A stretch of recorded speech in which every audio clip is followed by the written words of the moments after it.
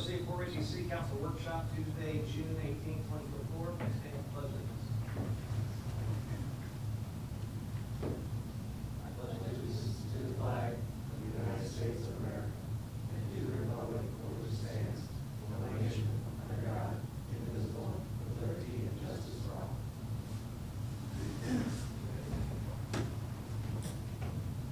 Clerk, and roll, please. Mayor John Eric Hoover. Here. Vice Mayor Linda Rodriguez. Here. Councilman David Mueller. Here. Councilman Robert Hubbard. Here. City Manager Matthew Koppler. Here. Thank you. First up, comments from the general public. I have no sign-ups. Show of hands, anybody like to speak? So I'm going to bring it back to comments from the city manager. I pass it to Mr. Koppler for his comments. Nothing for this evening. Thank you. Comments from the mayor and city council. I'll start to my left with the vice mayor. Nothing regarding this. I was sorry to hear that Cherokee resigned. Yeah. So I know it's been 4 months, but being a mom is very difficult. So Yeah. Lot on a the plate. lot of time commitment here. So I thank her for the short time that she had here. She had a lot of good insight, and I'll miss her. But I know I'll keep in touch with her. So Good. Thank you. sorry that she had to resign. Thank you. Councilman Hubbard. Councilman Mueller. Yes, I'm sorry to hear that as well. I thought Cherokee brought a younger voice to this table and to the community, and her efforts will be missed. And then I as well, again, extend, and I actually released a statement to the media that we appreciate the service that she provided the city and wish her nothing but the best going forward in her future endeavors. The only thing I had was I wanted to briefly just talk a little bit about decorum going forward. We've, I've really tried to facilitate conversation, and even with the public, with the council members, there's been times when people talk over each other and it gets back and forth. And so I want to kind of rein that in a little bit in hopes that we can be a little more focused, not be here as long. Obviously, we have plenty of time to speak and still will have that. But just to be a little more facilitative, if you can address the chair, if you want to speak, obviously as we go through action items, I'll reach out to each one of you for a comment. But in the middle of that, if you want to have the floor, make sure you address it to the chair first. The same thing if you want to, if there's somebody you want to hear from in the audience, don't just call them up. Again, we got to make sure that we keep that under wraps. It's not a dialogue back and forth. If there's a question that an individual wants to answer, just again, address the chair first. I'm happy to bring people up. I'm happy to get your questions answered. But just make sure it's all coming through me so it's not willy-nilly here, come on up and it just kind of gets out of control. And please make sure if somebody's talking that you reserve your comments until after. And I'm just as guilty as anybody. So let's just try to be a little more, have a little more decorum going forward so we can get city business done in the least possible time as we need. Again, it's hard on staff. It's hard on the public. It's hard on us. We've got a lot of stuff going on now, so we want to make sure that we get that done. But let's try to keep the decorum as it should be. Okay. That being said, the first item of business is discussion of dispatch options. I'll pass that to Mr. Koppler for introduction. Thank you. At our last meeting, council had tasked me with looking at three different options as related to dispatch. First one was kind of an all-in, what I call it, where we do everything to the highest level that we possibly can. The second one is kind of a hybrid where we actually allow the dispatching for the fire department to be done by the county, but the dispatch for the police department is done in-house. And again, we start implementing those positive procedures that we think would make the dispatch level better for our officers. And then the third one is looking at contracting out completely the county. And so what I've prepared and put in your packet are those options. And I kind of done it in a way to, and if you allow me, to kind of go through this with you, to kind of give you what the understanding is of what that means, each of the different options, as well as a cost perspective, and then kind of give you a pro and con of what I think is pro and con for each of those, if that's okay. Absolutely. Okay. So the first one is dispatch provided by the city. So the components of that: 8 full-time dispatchers, at least 4 part-time. Now, in that, when you look at the cost, the part-time wages effectively amount to a full-time position. So if you kind of looked at what that wage is, that is reflective of what a full-time position, kind of in between a low and high salary number is. So when I say 4 part-time, it's really 1 full-time in cost, and the reality is that if everything goes right, you're not really going to be utilizing all that money. And again, I'll get into that a little bit more. This would equate to 2 dispatchers in the center at all times. We would also have 2 of those 8 being supervisors. So you'd have supervisory staff in there at certain times during the day and of the week. Oversight will be provided by a committee of city manager, police chief, and fire chief. The dispatcher is trained in both police and fire dispatching. Certification program we develop for all personnel.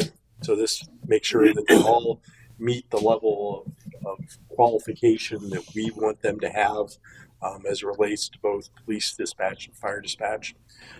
We would implement a quality assurance program, which in my parlance means that we will be doing regular review and analysis of the performance of the dispatchers, looking at a certain number of calls, reviewing calls where there were issues that were flagged by the police chief or fire chief, were those that fell outside of what any allowances we set. So in this, kind of using some of the terminology that Dave uses, we'd be setting that service level agreement, and anything that falls outside that service level agreement, we would be, having to analyze and understand why it fell outside of that. And in doing that, you reduce the potential for bad things to happen down the road. And then the pay rates for dispatchers are increased. So as you go through this, I'm sure, maybe not, that you may have been a little bit shocked at what the cost of employing 8 full-time dispatchers plus allowing for the potential for 4 full-time or part-time dispatchers would cost you. But the first column there on this is reflective of what we have in the budget, and it is an all-in number, so that takes into account those numbers that also fell into that would be paid out of the utilities fund. So this reflects the total cost across both of those. And again, some of the items are pretty similar to what is currently in the budget as it relates to the all-in model, but we did increase, obviously, the wages, the part-time, overtime increased, obviously holiday pay increases because you're doubling the number of people, the taxes, the contributions, health insurance. And again, health insurance assumes that each employee will be taking our insurance, not necessarily given, but assumes that. Increases training. We're going to be hiring more people, so physical exams have to increase, a little bit of increase with professional services. But once you get beyond that, other than uniform allowances and maintenance, it's pretty much the same as what we have in the current budget. So kind of going through this, we'll maintain full control of the dispatch process. We get to dictate, I use the word dictate, the SLA because, in the end, the city is the one that controls it. So we set what that standard needs to be in all of the different levels of dispatch that we're going to be doing. We're 100% responsible for hiring and training of employees. No guarantee that hiring will be easier or turnover rates will improve. I think that's something we have to be aware of, that we may have a goal and we have a thought that increasing pay and improving the levels that we're looking for will make it easier, but there's no guarantee of that. Improved level service come with quality assurance and training, more costly, obviously, than the other 2 options.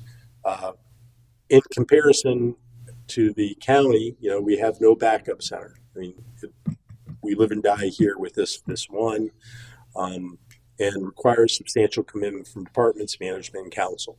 And I am going to re-emphasize that piece. For this to work, it requires substantial commitment from the departments, management, and council to make this work. It can't be, okay, we solved the problem, let's move on to the next one, because that's not the way dispatch works.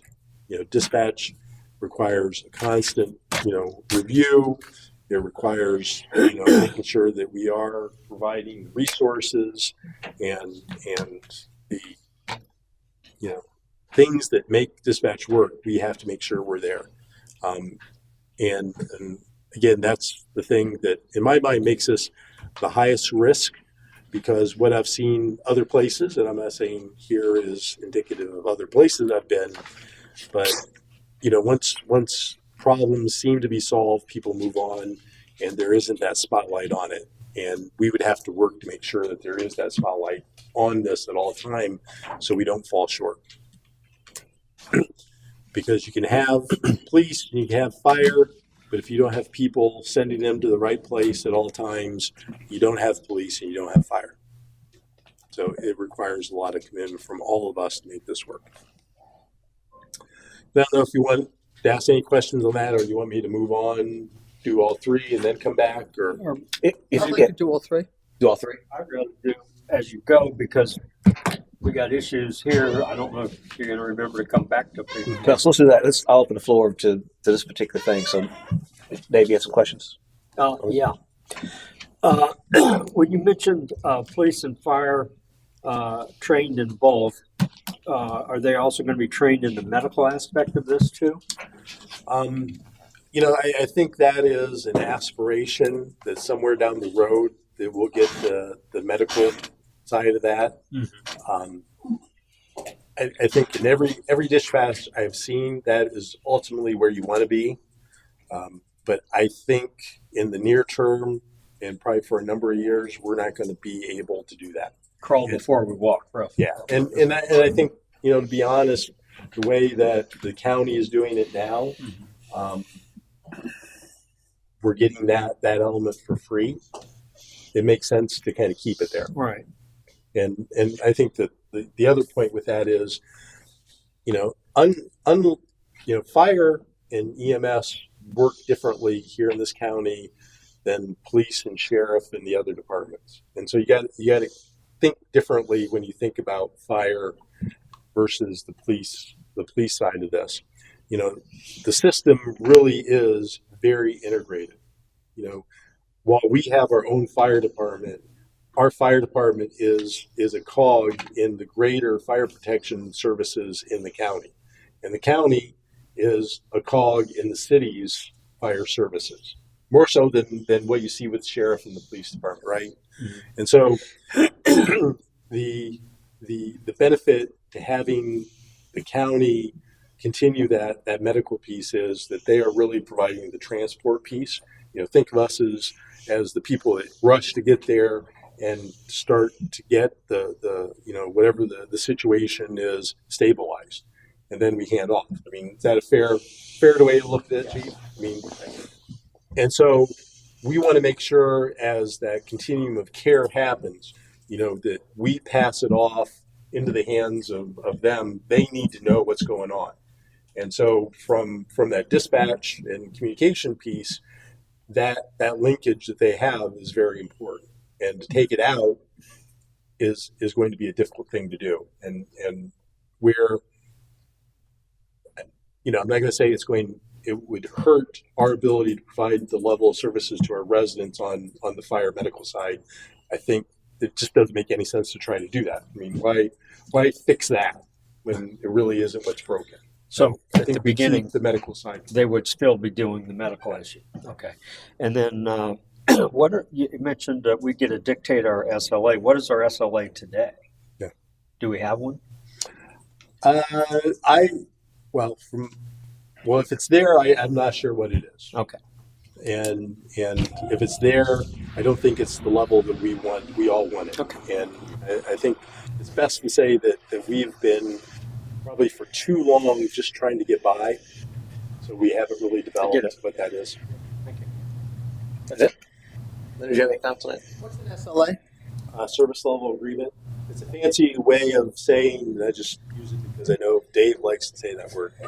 He said it, I don't know how many times since I've been here. In other words, you respond within a certain period of time. I would just, for people who don't know what that, Yeah. when I used to sit out there, up here would use acronyms and Yeah, I was that's like, right. what the heck is that Yeah. stand for? So, That's a good point. so I just wanted to clarify that. I don't have anything right now. I've got a lot of things written, but I want to hear all three before I make comments because I want to get all the information before I Can I update Mr. Mueller on what our personal SLA is? Yeah. So it's not, it may not be written in stone, but our fire departments across the nation, including us, push for an under a 5 minute, under 5 minute response time to every emergency. And we push for a higher level of care. Right now we're first response BLS, and we got the approval over the last 2 years. We've been fighting and pushing to make ourselves better. I mean, we have to take the truck, we have to have the manpower, we got to get to the call. Why not bring our A game? What is our A game for the fire department? That's advanced life support. So the same truck's got to go to the same call, the same dispatcher's got to dispatch it. If I can bring a paramedic to that call, that just brings our game up. So our service level, that we're looking for is to that 5 minute response time, which we're well under, Right. and to bring a paramedic, which we just got the approvals, met with the medical director the other day, and we should hopefully be going ALS long before October 1. that So that's our basic service level agreement. I know. Very impressive. No, I thought he was done. I know that. I was just saying, absolutely, we need to have ACLS. We've talked about this in the past. I absolutely 100% support that because you are the first. You do get there before everybody else, and that is definitely a lifesaver for our community. So I absolutely 100% agree with that because we don't have to duplicate transport. They have it. They come perfect, and you guys will save a lot of lives doing that. So. Kudos to you guys. I know there's a lot of hard work in doing that, so thank you very much.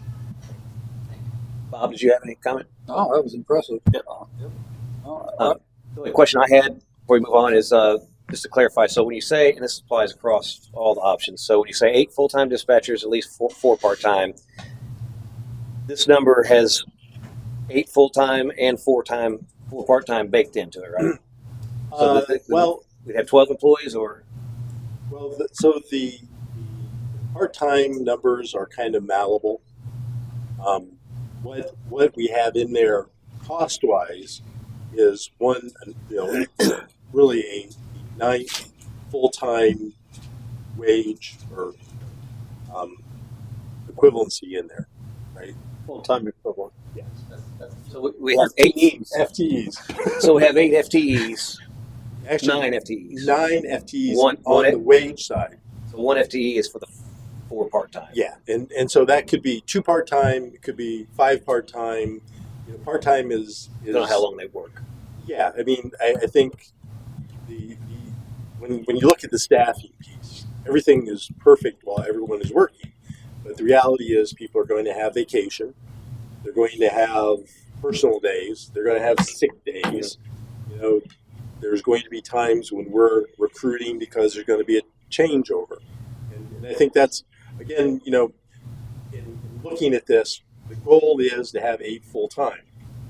The reality is probably going to be we are going to be in this constant recruiting process for 1 to 2 positions every year. And that's just, I think, what the industry is seeing. There's about 25% or so, 25% turnover within the dispatching profession. And so that tells me that we're going to be, in times, not staffed at 8. So we're going to have part-time people. Oh, man. Yeah. And so we're, we may need, it may be 2 that we need. We may have 2 really good dispatcher or part-timers that can fill up, the equivalency of 1 person or one FTE. It may take 4. We may find it takes 6. But in other places, I know councils kind of get caught up in, do we have, the number of positions? I always say on the part-time, don't get caught up in the number of positions, get caught up in the amount we spend. because, maybe it really is, the 2 full-time equivalencies we need, not 1, because we're going to be recruiting. So, maybe it's not 2 positions we're always recruiting, maybe it's 3. So that's going to change that dynamic somewhere in that. But don't get caught up in the number of part-time positions, because it could take that many. It could take 6 to equate to 1 full-time employee. So what we're looking at here on Object 120, which is the 8 full-time dispatchers, Yeah. 303 and all in model, and then the 130 part-time. That's 1 full-time equivalent at 37,440, and that 37,440 could be 4, could be 2, could be 6. Just depends on. But Yeah. it doesn't change based on the Yeah. employee, the part-time account. Right. Okay. Yeah. Thank you. Anything else before we move on? The part time is like, this is what I do for a living. If sometimes they'll only work 1 day a week, and sometimes you'll have somebody that'll work 3 days a week. Their availabilities as well. So that kind of, if you've got 5 people that only want to work 1 day a week, then that's it. Or you've got 2 people that want to work 3 days a week. So that's where your different numbers come in as well. Is their needs and how you marry the 2, their needs and our needs. So, Right. Yeah. So it's not part-time, 20 hours a week. It's depending on As needed. how much they want to work. And how much So- we need. What happens if nobody's on vacation? Then we don't need them. Like I deal with that now. Mondays and Tuesdays are not busy, so I don't use my part timers. But Wednesdays and Thursdays are really crazy, so I use my part timers then. So it's the same kind of principle. So these numbers are based on basically averages, and probably be the most that we would spend. Is that what you're saying? Well, where on the wages, the regular salaries and wages, that's probably on the maximum side of what you're going to spend. What these are? Okay, Yeah. that's what The part-time wages is the best guess at thinking that we're going to have, two ways to fill in for those vacancies of any of the 8. 2 ways we're going to part-time and overtime, right? And Right. so there's going to be a mix between those 2 that we'll be using, because here's the other piece of all this is that problem with part-timers. If their career isn't dispatching, let's say they dispatch, but they also do they work on pulls, right? So they may spend only 10 hours a week doing dispatch for us. Well, if you call, right, you want the same level of service regardless of who's on the other end of that telephone, right? And so, part-timers maybe aren't the best when you know that there is, and if there is a way to predict the cycles of calls coming in, right? Maybe say Friday and Saturday night might be a little bit more busy than say Sunday morning. I'm guessing. You might want to be using a dispatcher that you've trained, certified to a higher level of ability in those peak times, rather than someone that only is working 10 hours a week. And I think in another place, I'll liken it to our EMS. We had EMS that did both advanced and basic, and we also had part-time people that had other careers. And I know that their careers weren't necessarily intubating people.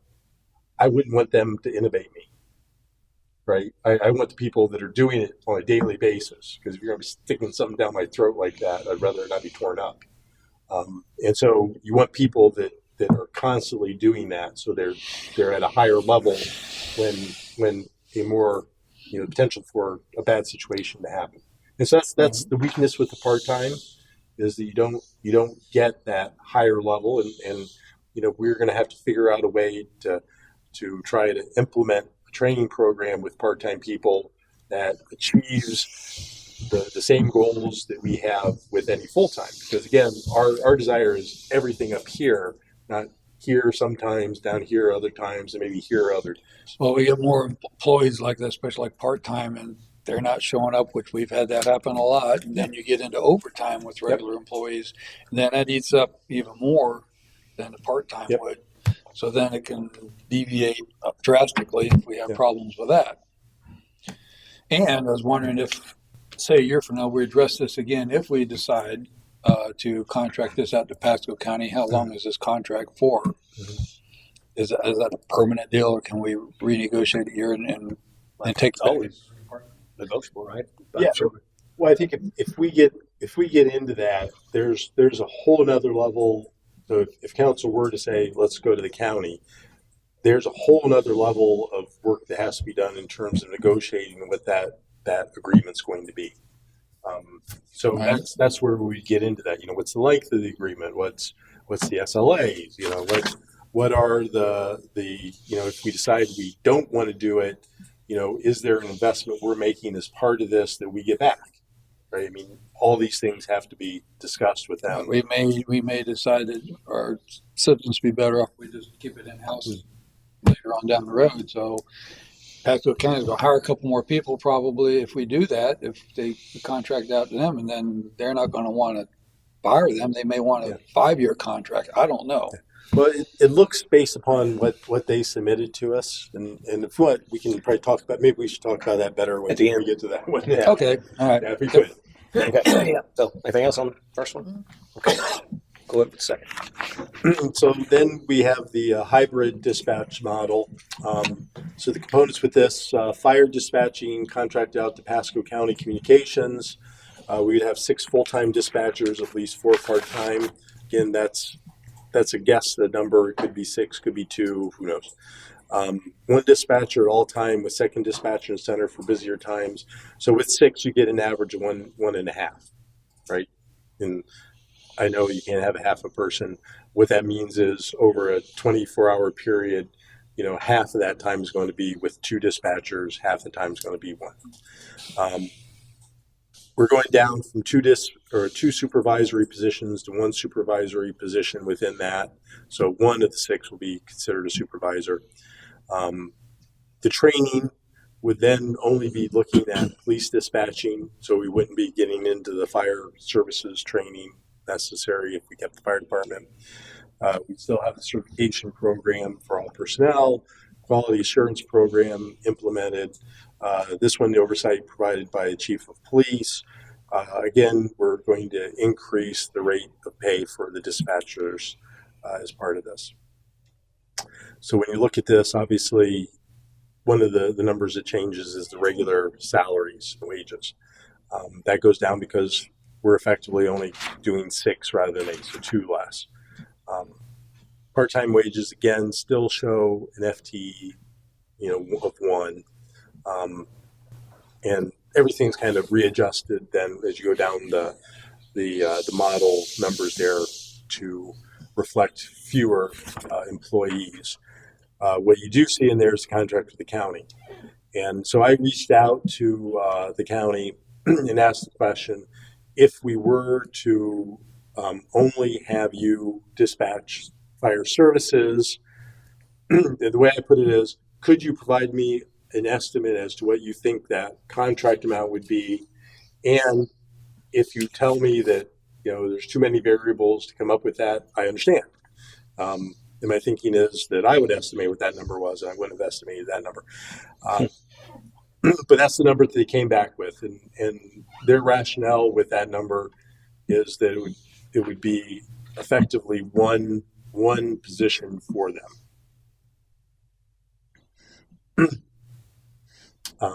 So that's where that number comes from. Again, I think if we actually got into this, and this is the way that we wanted to go, when we sit down with them, that number is going to be different. I think it's going to be less than what that number is. But again, based upon the exercise I had them go through, I understand why they probably went with a higher number. But I think that number is a little bit higher than what it would be in the end. So kind of going through this, FD will have a dedicated fire trained dispatcher. Fire department crews only need to monitor 1 channel with this. And again, I don't necessarily understand why they're monitoring more, but they do monitor more, and they can explain that. Definitely creates better coordination between the our fire department, Pasco County Fire Department, and Newport Richey Fire Department. And again, keep in mind that it really is, they are a unit, and that's what makes us strong, which makes them strong, and provides the highest level of services for our residents. We get to dictate the service level agreement for police services, but we'd have to negotiate that SLA with the county for the fire department. Responsible for hiring and training of employees still. No guarantee the hiring will be easier, turnover rates will improve. Definitely we'll get an improved level of service, comes with quality assurance for both what the county does and what the city does. Again, no backup center for the police department, and requires substantial commitment from police department management and council. Because again, we can't walk away and say we solved the problem. You know, we have to be vigilant and make sure that you know, we are getting what we are paying for. Because again, there's a lot of money being spent, and we want to make sure that we are at the level that we think we should be at. Any questions on that? Proceed to the next. And so then the last one, dispatch contracted out to Pasco County. Components, both police and fire dispatch, are handled by Pasco County Communications. I've changed the title. I'm not saying this is what they have to be. I kind of went back in time to another place where we had what we called police aides that handled a lot of the similar things that these individuals would be doing. In the end, it would be 4 with part-timer, with at least 2 part-time. So when you look at the wages, we've reduced a little bit of the part-time salaries and wages from the other 2 models. Again, police aides will be responsible for duties defined by the chief of police, to include, but not limited to, teletype, resident walk-ins, impound releases, public works and utilities call, and other value-add services defined by the chief of police. I think there's opportunities there that you know, because we don't have the flexibility that we would have with this model, that there could be other things that you know, we would find to be superiorly, you know, value added to the role and the mission of the police department. I mean, I think some of the departments, you know, are looking at using what used to be their dispatching positions to be looking at you know, crime analytics and things like that, you know, kind of, you know, would be very beneficial, I think, towards the end of what the police department does.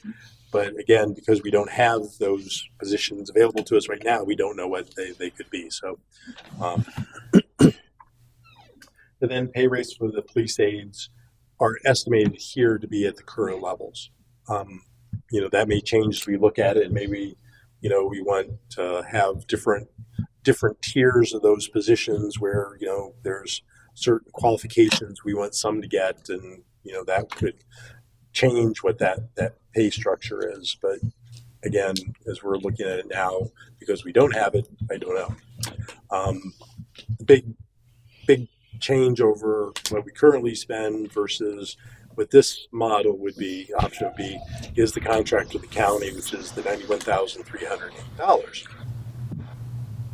Let me say with that, if you look at what the county gave us, there is this little line there that says that there will be a 3-year look back.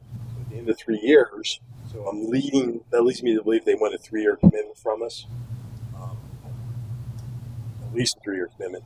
But they're planning on looking back at what the costs were, and potentially in any contract that we get, there would be some provision that says, you know, if there's more cost to providing the service, we would have to pay that, or they would increase. You go forward from there to compensate for that, or something. Again, we just don't have that. I'd asked for the contracts that they have with other jurisdictions. I think they're still in the contract phase with Newport Richey. I expected to see Zephyr Hills, but I haven't gotten that yet. So that's still a piece of information I would like to see. But it would be interesting to understand what those contracts look like, so we can maybe have a little bit more understanding That's, of what that is. I ask if you got any reports from other cities similar to our side. And I know the chief has been in contact with the different departments, and obviously he can provide any information that he's found from them in terms of that piece. But let me finish this. And staffing dispatch will not be a city issue. 100% the county is going to have to figure out how to provide the people that will be answering the calls and sending out the calls to the police and fire.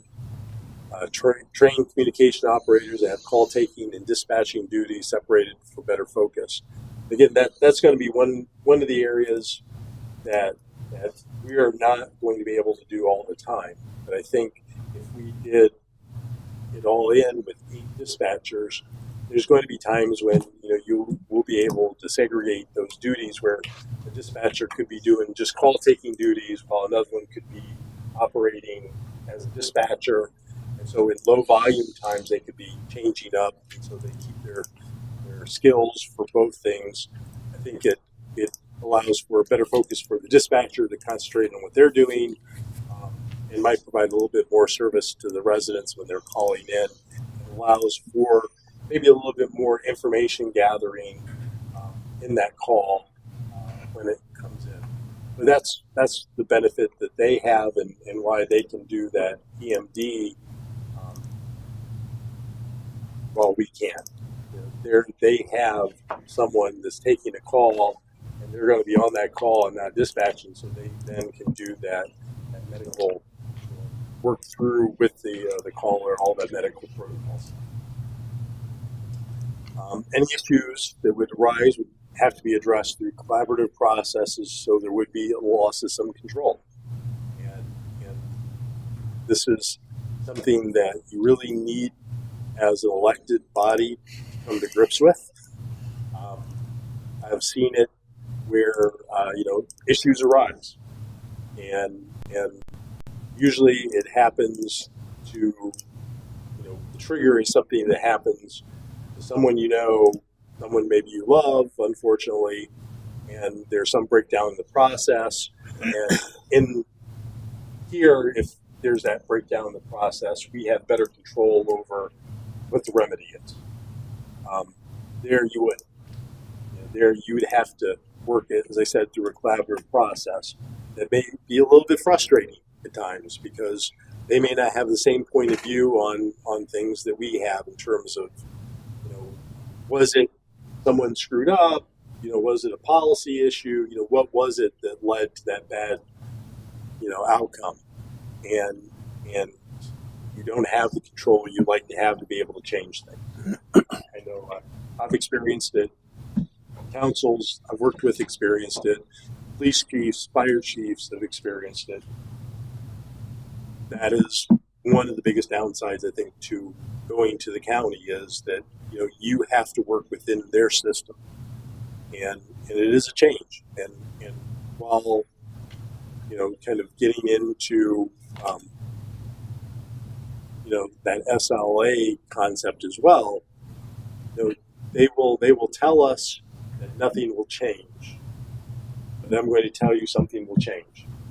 And it's and it's not because they're evil people that they want to do change because they want to have all this control over us. It's because when you're dispatching so many different departments, you can't keep track of that, right? I mean, it's a very difficult thing.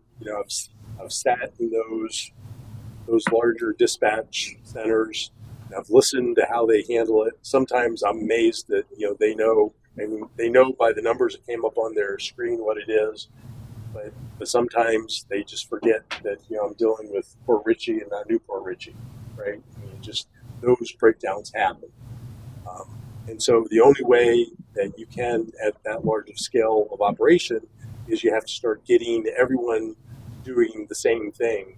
So if that breakdown happens, no one knows that it happens, and it doesn't impact the quality of service. So I'm just saying that day one, it may not be noticeable, but at some point, you're going to start seeing this march towards a more unified way of doing business that was on. One place, the first place I was city manager, they were already working with the county on their dispatch, and I was fortunate enough to be there when they dropped it. Okay, we're going to renumber all the units, and it was going to be based on their numbering, right? And for a department, that's a huge thing when you're used to the chief being either 1 or 100. Now all of a sudden the chief's going to be 221 or 218 or something. It's like, but these impact the way that you do service, and so you have to be understanding that that's going to happen. I can't say exactly how it will happen, but it'll happen. Higher level of quality control and policies that can't be replicated at our scale, and I know some of you haven't been able to do a tour of their dispatch center, so you probably haven't heard this, Al, and I don't think they did really justice to what they're doing. I mean, the level of quality control that they do is incredible. And, they have, I think, 4 full-time positions that they work not only on the training piece to make sure their people are getting the right type of training, but they're constantly pulling calls and reviewing it. And if nothing else that you hear from me, this is one thing to understand: is the only way to ensure a high quality of service is you've got to do QC, right? Auto industry figured it out. All industry figures out. If we're not doing quality control, we're not controlling the product we put out. Same thing goes for dispatching. You have to have someone that is, if not constantly, people know we're constantly reviewing the work they do, and knowing that they'll be held accountable for the work they do. They're not going to do the level of work you want them to do. It's just how it is. You have to be doing it. Again, the service level agreement would need to be negotiated. We would need to keep 24/7 staffing for the police department for those different duties we've talked about in the past. Again, I said we will need to make some changes operationally to conform to the way the county dispatches, both at changeover and possibly down the road. Don't ask me what that's going to be, because I'm not sure exactly what it's going to be, but it's going to be there. And obviously, of the 3 options that I've provided to you, this is the least expensive of the 3 options. I think in kind of summing these 3 things up, there shouldn't be. I mean, in a perfect world, this contractual service should be less than what you're paying now. But in our world, it's not. But understand that you're not doing the things, we're not doing the things that we should be doing in terms of how we operate a dispatch. First off, the dispatchers we have done an incredible job with what we've given them to do. Incredible. I mean, again, not having, really any issue you can point to readily saying this was a big screw up. I mean, you don't have that. And again, that means that you have people that work very hard to accomplish what they do. But let me just say that's also luck. Because it is. Any level of dispatching, there's always those bad moments moments that are going to happen, and they will happen at some time. And not providing the highest level of training, not providing the right staffing, not having the right quality control, not doing all these things that help mitigate the potential for that to happen, means that it's luck, and that's not a great management tool to have in the toolbox. Is luck. So when you look at it, it's an increased cost over what we're doing, but it is a lower cost than us doing it right. I think I'm excited about the challenge of us doing it ourselves because I think we could do something really great. And I think it would require a lot of work by a lot of people to bring that about, but still there's risk in that. So you have a very difficult decision, unfortunately, and I guess I'm looking towards, what else do you need to help make that decision, so we can get moving forward, because I think we do have to kind of move this forward sometime in the very near future. So any questions? Yeah, I'll open it up. If I have questions, I'll start. Linda? Thank you. A lot of information, and it is a huge decision we have to make. I mean, this is probably one of the hugest we've had to make. And I've looked at this and teetered back and forth. I recall what was said, what Chief Policastri said as well. Some of the things, if we go to the county, it looks like it's a 3-year contract. So we are tied in for 3 years. We cannot undo it for 3 years. Theoretically, because that's what it looked like, right?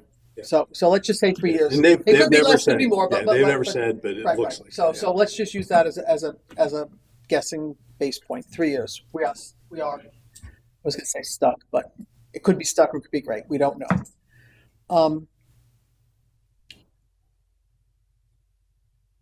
We could always go back to us doing it ourselves if it doesn't work out. Sure.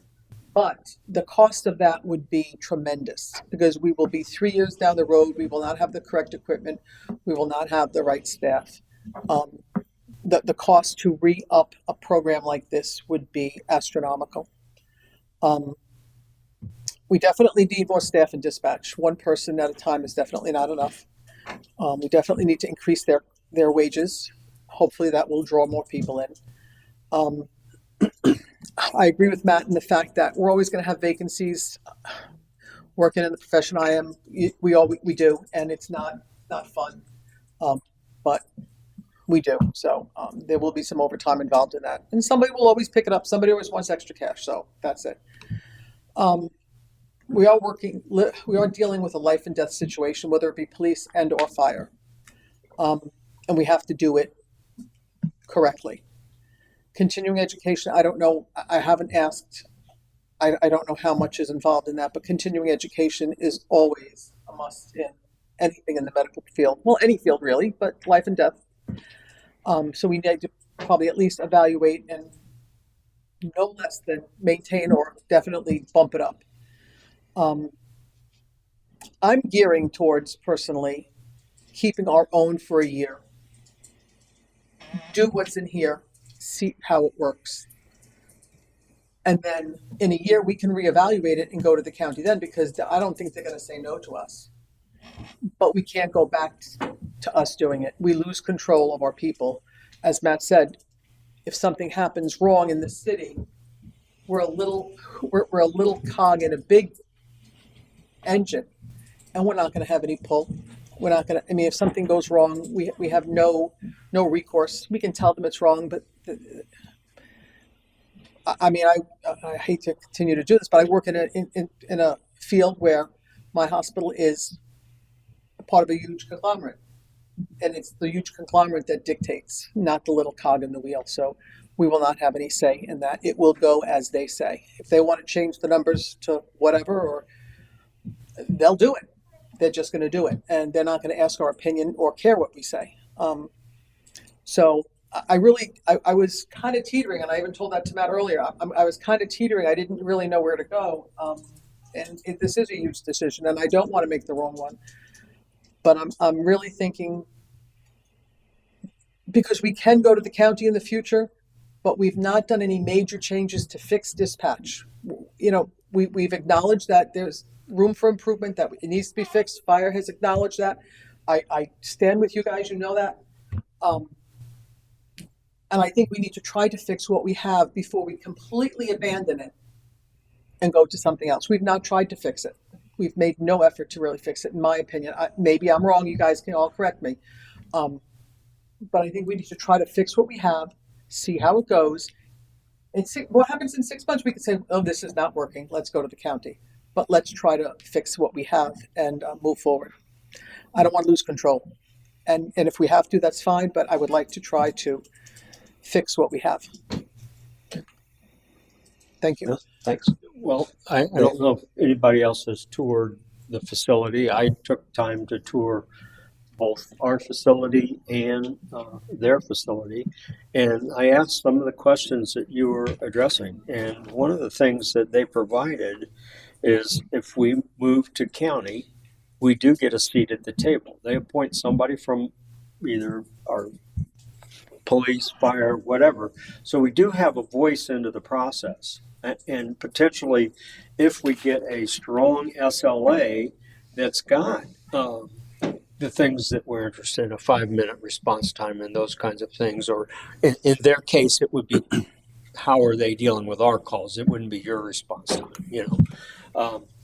And they also indicated that they have the reporting capabilities similar to our I guess it's a CAD system, right? So a lot of the things that they bring to the table, they got redundancy with the backup center over in Dade City. If there's an emergency over here and it wipes us out, we don't have a response to that right now. If we went down, what is our protocol to go to to deal with that? Does county step in or? Yeah. That's just, I think, Bob, sorry, let Dave finish. So I don't know what that is now. So there's some definite benefits looking at going to county. The redundancy, the staff was amazing there. That room, that all the activities going on, they had probably 15 trainees that they were actually training. So that's been our Achilles heel here. We have not been able to, staff and to maintain people to address the needs of this community. And this is a potential opportunity to move in that direction and bring a better level of service. But I'm okay with where Linda's going too, is if we want to give it a try and figure out that, hey, we're going to make an attempt, but we've been trying to make an attempt. I'd like to see an honest attempt to try to get some resolution here. If we're going to do that, give it 6 months and see where we land. Anyway, those are my thoughts. Bob? Yeah, I feel the same way Dave does, but I also agree with Linda too. I would prefer to keep it in-house. I think we get better quality if we kept it in-house. You guys do a great job. And I'd like a little bit more of their input on what they think. I'll comment, and then I guess I'll turn it over to them for some Okay. comments. So my take on it is, and I'm gonna play the numbers, obviously, and of course I hear all the comments, and I myself would love to keep it in house as well. I just don't see that we could ever provide that level of service to the county facility as well. They're doing a lot of things that even if we do fix it, we'll never provide that level of service. It's just not. We can't do that. I would. And I don't know what the lock-in is, 3 years, or whether we can do maybe a year at a time and to really go back. But if you look at the numbers that we have here in front of us, going to the county is a 34% increase. That's our cheapest option, a 34% increase. Okay, and so over the course of 3 years, if we did that, we would spend the same money as if we commit to 1 year of keeping it in here. We would have 3 years with the county for the same money because it's 34% increase. 3 years. That's a full 100%, right? The hybrid option where the fire department goes, and of course they've actually advocated for that and given good reasons that they want to do that. That's an 81% increase. Now that may be less depending on what that final 61,000 ends up being, but at the 61,000, we're talking an 81% increase in our costs to do a hybrid. And then of course, to do that, keep it in house, we're at 101% increase in the cost. So we're more than doubling our costs of what we're paying now to keep it in house. And again, at that doubling of the cost, we're not even achieving redundancy. So if something happens here where we lose connectivity for whatever reason, we don't have a backup site. We're down. The county would have that. If we have trouble staffing, and this is assuming that we have people lined up to take these positions. Again, we're not. I think this is based on a $17 an hour salary. Is that? No. Yeah, no, I think entry level would be 17. 17 and 19, I think was the numbers. But anyway, the county is paying the top end, right? And so, from an individual's perspective, why would they come here when the county is always hiring? The county made it perfectly clear if we were to go to the county, they would take all of our dispatchers if we wanted to move them there, and they would take them on as employees. So they have trouble filling their positions, but again, they're a much bigger entity, and so they don't have to worry about turnover as much as we would.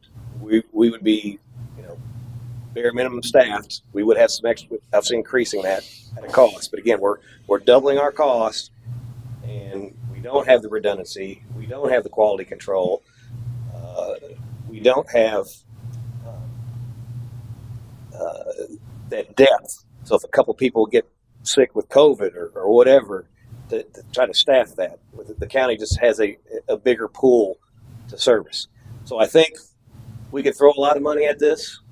At the end of the day, it's coming out of the residents' pockets. And as we know, there's lots of other things that we have to spend on: water infrastructure, road infrastructure. I mean, the list goes on. We all know those things. And so for us to look at this with emotion and saying, gosh, we'd really like to keep it here. And I get that. I hear all those things. I get it. But at some point, you gotta look at this as a business transaction and realize that we are just not in a position to where it's viable to try to keep this in house, in my opinion, at the cost that we would have to spend. And again, at that cost, we're not even getting all the things we would get other than full control of our SLA, right? But we would have trouble meeting that SLA we would give ourselves because we would have other problems that would come along that we wouldn't have with the county. So, I'm obviously leaning towards the county because it's we're going to spend an additional $35,000 or 30. Sorry, we're going to spend an additional almost $100,000 a year, a 34% increase as it is, and that's unavoidable. We have to do something, and this is the lowest cost option. And I think it's not only is it the lower cost option, it is by all the data you see here, the better option. Now, there's risk in every decision, and there's things that we can talk about. But I think in reality, if we look, everybody's doing this because it makes sense.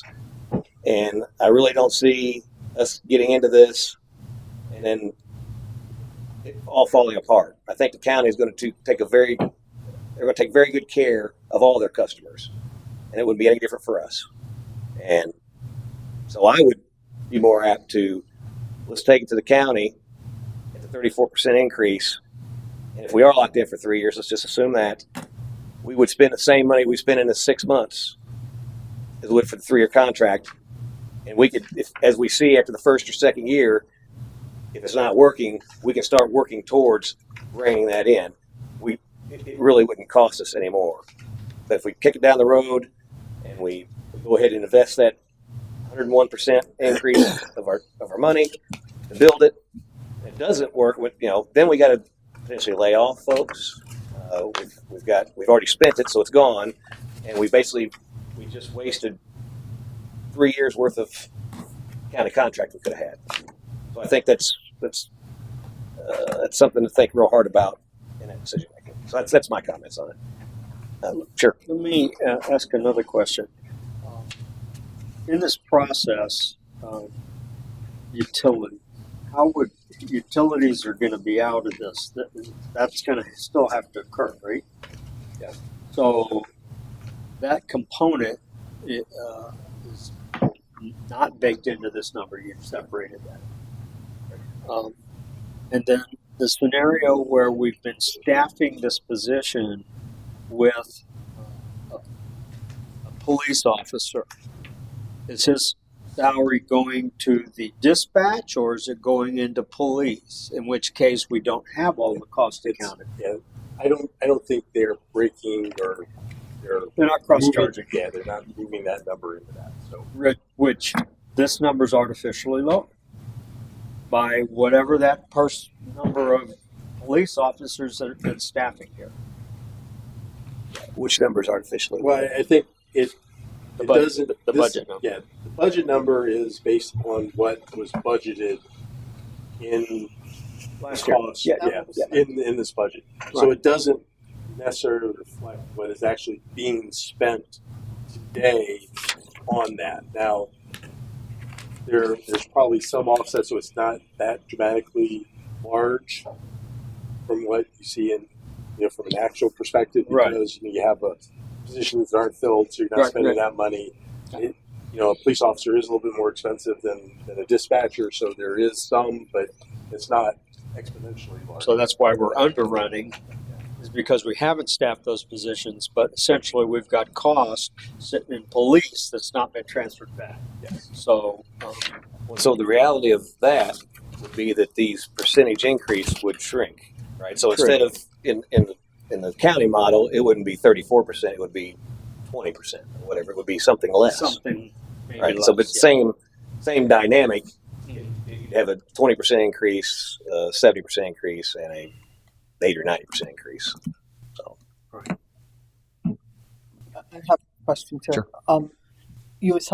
I think you did, Eric. I'm not quite sure. The CAD system reports. Do we have the CAD system? Does our CAD system now? Are we able to generate reports similar to what the county generates? We're in the same CAD system as the county. Right. So we're able to generate the same reports. Correct. Okay. How many times have we lost power that is being how did you say it, Eric? Something. they have a redundant site. So how many times have we lost power that we've not been able to provide service? We haven't since I've been here. We've had an issue with the radios themselves. Hence the reason we were trying to We're getting new ones. get right? new. Yes. Yeah. Maybe the captain, if he knows. I'm not familiar with having ever lost complete. Thank you. I'm not familiar with having ever lost complete service to the dispatch room Okay. in my tenure You're the here. generator, so it automatically backs up, and we're good with that. Yeah, correct. When the power to the building goes out, the generator comes on and then powers the building, almost instantaneous. Okay. All right. And then the other thing that you brought up as a negative, we don't have quality control, but in the new process, that's something that we would be, using the CAD system reports. I mean, we would be developing a quality, and we do need to have one. Absolutely, you've got to evaluate what you're doing, because you can't make it better if you don't know what you did, what you broke. You can't fix it if you don't know what's broke. So we totally need to have some sort of a quality program. Yeah, I think the difference, as I said, is in the county model, because they're larger and their funding source is broader. Mm-hmm. So they have a lot of ancillary staff that we wouldn't be having, right? So they have a separate section of their communications department that's what their function is. We would be doing that with kind of a tandem between our supervisory staff that's going to be there. Now, understanding that supervisory staff, they're going to be working dispatchers as well. Mm-hmm. So they're not going to be able to dedicate all their time to do that. Right. But, we'd figure that out and try to develop what is the best practice we can. Again, another place where I was at, larger organization though, we were able to do something similar. We were doing, I think, we guaranteed one of every 20 calls was being reviewed. Mm-hmm.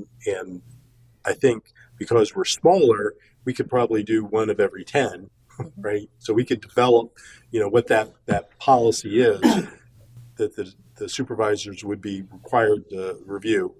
But there'd also be a higher review also being done by, the triumphant, the two chiefs and myself. Mm-hmm. And, we would probably be able to do a little bit more on the issue side than the the leading side where, we're going to be responding, especially in the beginning, to where are we falling short in terms of what the dispatch expectations are. And so that's what we'll be listening to more so than kind of randomly pick them out, Right. but ultimately get to that as well. What we did was high risk, low volume. Right. How many cardiac arrests do we have? Not that many, so that's a high risk. I would be doing 100% of those, but your MVAs, maybe you're not going to do as many because it's, you got higher volume. So the high risk, low volume things is where the quality assurance is really Yep, helps. absolutely. Plus your complaints, of course, but that's where the focus needs to be. Okay, thank you. And I think another thing I wanted to add on to that with this, now I forgot what it is. With the quality control piece, I think that it's totally gone. I know where you're coming from with that. Very good, thank you. I'm glad I'm not the I only may one. remember. I remember now. I'm sorry. It is really in the data piece, and I'm not saying it because Dave's sitting over next to me, but we do generate a lot of information, and I think going forward we're going to have to develop even more information and be able to use that data that's to start isolating towards one of the things. Whereas that most recently with St. Clair Shores, we required a report from the agency that handled our dispatch to give us, all the calls. And they were ranked in terms of how long it took him to get it out because we had a number. They were supposed to, get, police calls out at a certain amount of time, fire calls out at a certain amount of time, EMS calls out at a certain amount of time. And so the report was, the edges, right? The ones that fell outside of what that was. And so we knew, which city it was happening in, what the call was, down to, where was the call in terms of the address and all that. And those are very valuable because, it kind of points you to where the issues are you need to address. And they just stand out like a sore thumb when you have everything falling in, within the parameter and here's 10 calls. And so it just allows, from a management perspective, to start drilling down. Why did these 10 calls fall out? And you start seeing patterns that you don't see in all these other calls that are meeting the standards, but they could have easily been outside of that because there's something similar to it. Maybe a dispatcher, maybe, a certain type of call is needs to be looked at differently in the way we dispatch. Thank you. Those are the only questions I had. Thank you. One of the things that I thought, they've already had success with Dade, Zephyr Hills, and Newport Richey's in progress, right? Are you able to reach out to them and kind of get some maybe a sort of, solicit information from these city managers and see how well it went, how the transition went, and do they feel like it was a success story, or is it something they're thinking about abandoning? Every one of these cities is much larger than us, and I can't believe that the same kinds of things wouldn't happen in these cities as well. So it might be a good opportunity to reach out, build some bridges between these other cities, and find out what they're saying. And I'll say that the Dade City is really the only one that's had a history of this. Zephyr Hills just went over in beginning of May, April, May, I think is when they went over. Okay. Newport Richey obviously hasn't done that yet. I mean, they're still working, I think, on the contract to go shoot me to the Board of Commissioners. So there isn't that history there. So Dade City would be the one that would be the most provide the most longitudinal type of information on how it's going. Right, but Zephyr Hills, since they're in transition right now, it might give you an indication of things to expect if we choose to move in that process. So where are the speed bumps, Grand. Just can I add, the only difference in those two would be was us in Newport are different than the rest because we still provide our own fire services. to where Dade City and Zephyr Okay, Hills Fire they've Services are with the transitioned county. those. So those questions would be, perfect in line for the law Please. enforcement side of it, and any issues, pros and cons they may have had. Newport's going to be the first one to be still having their separate services, just consolidating dispatch. And let me just say, and I'm not going to speak ill of city managers, Okay. but really where you want to talk to is the police chiefs. Okay. Because, we see things a little bit differently, and one of the pushes, in my profession has a history of pushing consolidation, right? Because we see it as, people coming together, lower cost, because quite frankly, city managers kind of, we view things, level of service, cost to provide that service, the control issue, because we don't have a lot of control anyways in our lives, is not that big of an issue. and so really it comes down to money and level of service. And traditionally a consolidated dispatch done correctly is going to provide you a higher level of service and a more cost-effective service. And so we love that, and we tend to push towards that in everything that we do. And so that's kind of the thing you always have to be careful about with us, is that we love that. So it's probably not the city manager you want to talk to. It really is the chiefs of police, the fire chiefs, that are going to have a better understanding of what that is, because they are the ones that are going to be on a daily basis having those headaches. Right. So from a medical scenario, we're already on the county, correct? Correct. So we're only talking about fire, not the EMS part. That is part of the discussion that he had mentioned, that number may be lower because, again, when I can't speak for him, but the number he'd given us, $61,000, whatever it may be, I was just looking at basic call volume versus how many dispatchers I'm assuming he just picked a number based off the salary and threw it out there.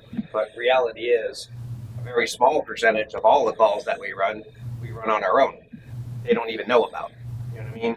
So there is a smaller percentage of that. So the cost, we think, might be definitely lower than what we were thinking. But Thanks. And just a couple more things. So going back to the redundancy thing, that's kind of a bonus, I guess, you get with the county. Because also we could spin up another site here. That's just astronomical, right? The benefit of that is you don't necessarily look, and of course you do it in IT all the time, right? There's redundant systems, but you want that high availability. It's not that it may ever happen, but when it does, it's bad, right? And if you think of some event that would potentially put us in that place, a tornado or hurricane where for some reason the city hall got knocked out, whatever.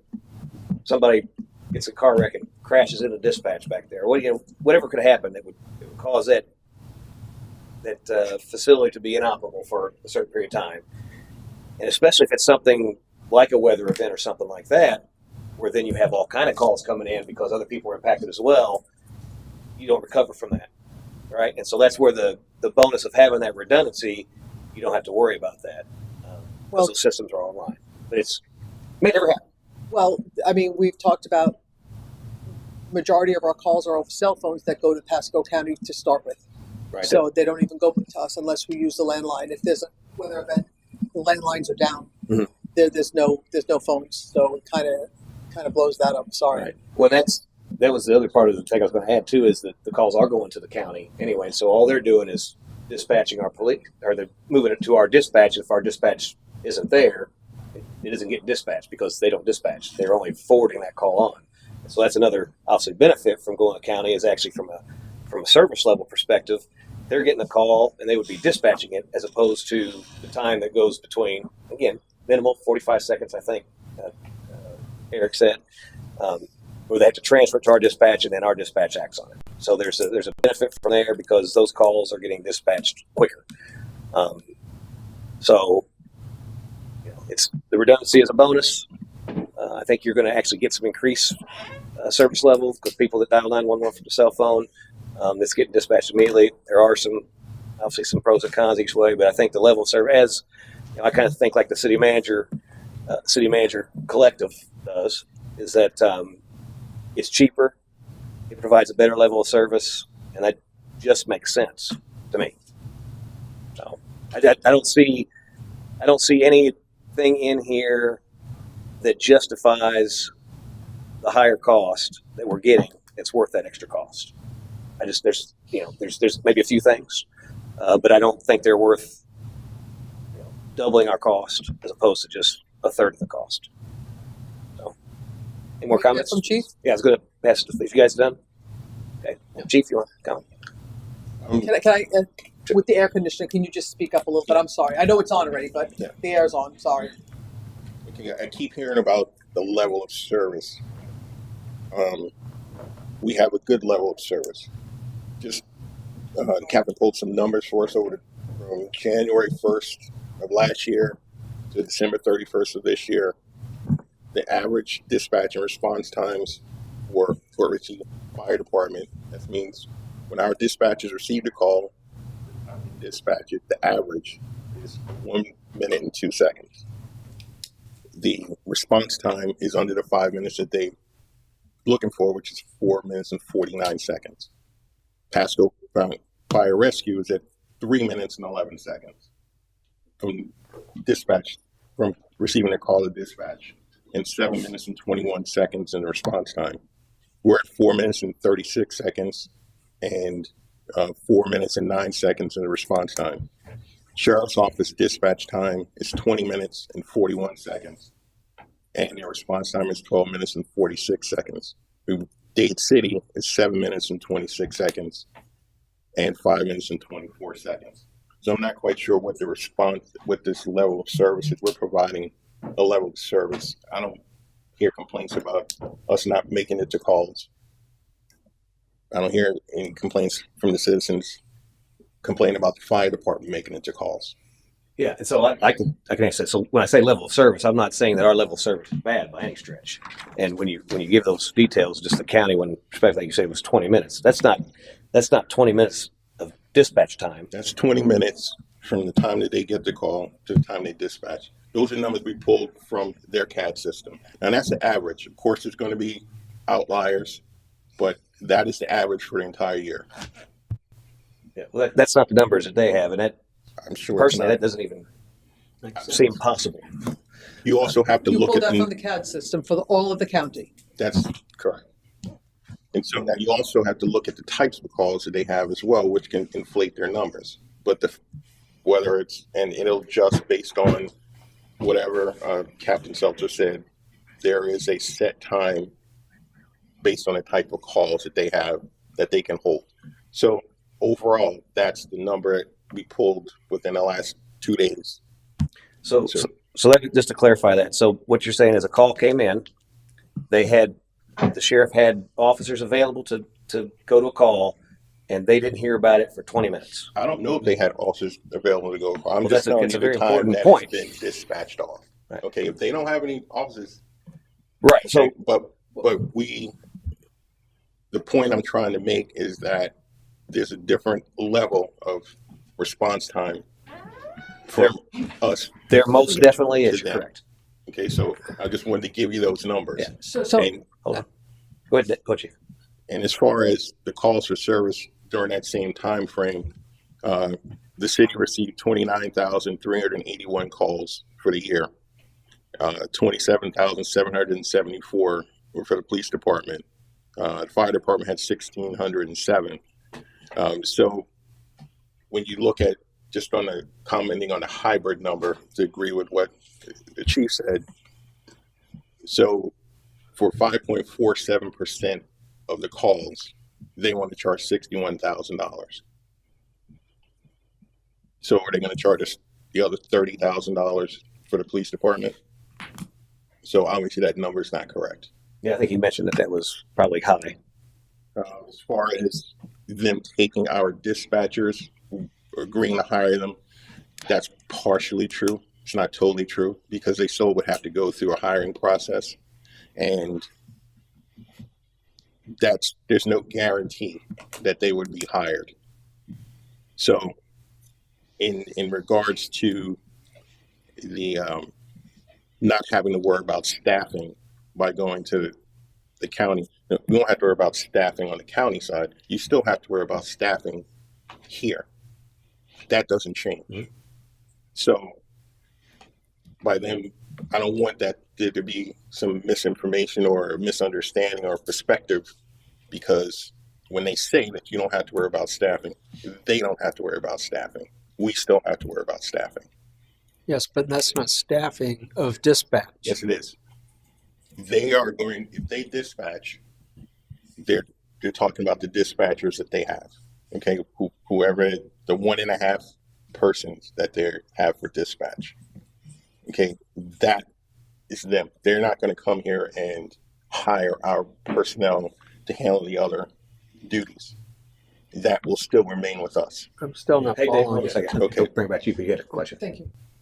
When you were talking about the numbers, just the 20-minute thing. What was the first, like the headers, that call? Like how did they get 20 minutes? Like the call came in and it was dispatched to police, or do you know what I'm trying to say? Yes. And that's the number we have. If you want to clarify any of Yeah, that. I mean, I just want to know, like, what And constitutes that 20 minutes? Like, they called at 8 o'clock and at 8:20 they got dispatched, or So I believe the key points that generate those things is when the call comes in and they initially generate the call in the system, it starts the clock, and then from that time to the point that they hit the button, if you will, to send the call out to an officer or a deputy, that's the dispatch time. So the system, I believe, is calculating the time difference from the time that the call was sent out to the time that the call came in to come up with that amount of time. so, and then, I'm sorry. And then, so the time that the call got sent out, that doesn't mean there was an officer available, and we're still going to dispatch our own officer. So that's really, but there was a 20-minute lag time before the call got sent out. Right, so the system doesn't necessarily know that there was somebody available, not sent, or not available, or what the situation was. It's simply saying the average amount of time was that 20 minutes and whatever seconds from the time it was received to the time it was dispatched. Okay, So, thank you. Yeah, so again, I asked this question a couple times to the county on this to get clarity, because I think, I don't necessarily agree that that's a legitimate thing, because we would be negotiating a contract with them that would dictate what our policy is, right? The county has different policies. The sheriff has different policies. They have X number of staffing to answer Y number of calls. Mm-hmm. And so what typically happens with that is, let's say it's a barking dog. Mm-hmm. I don't know if they answer barking dog calls. Let's say it's a barking dog call. Answer every call. Yeah, we do. I don't understand. I don't know the sheriff, if they turn that over to animal control or not. But anyhow, so that on a priority ranking is the lowest priority to them, right? So if that call comes in, they're going to look and say, deputies on, a robbery, deputies on an assault, deputies on a car, pulled over, blah, blah, all this. So they're going to hold that call until one of those deputies open up. And they get far more calls than what they have deputies for, right? And so that's what's generating that longer call volume. I mean, so, what you would have to do really to compare apples to apples with this is you have to start breaking down, ours, because that's going to happen to us as well. There's going to be times when all of our officers are, in service, and that next call comes in and it's going to be held until they break up, unless it's an emergent call, right? If they're out there, they pulled someone over speeding and a call comes in that someone is trying to kill me, we're pulling officers off of less important calls, correct? Correct. Right. So again, you have to kind of look at what what generates those calls, what the policies are with it. And again, there may be that when the barking dog call comes in for the sheriff, there's another call comes in 5 minutes later that is going to be prioritized above that. Again, that could happen to us as well, but it's just the sheer volume. I mean, not that I'm making a plug for the sheriff, but they need more deputies to handle No, I the agree. population and the space that they have.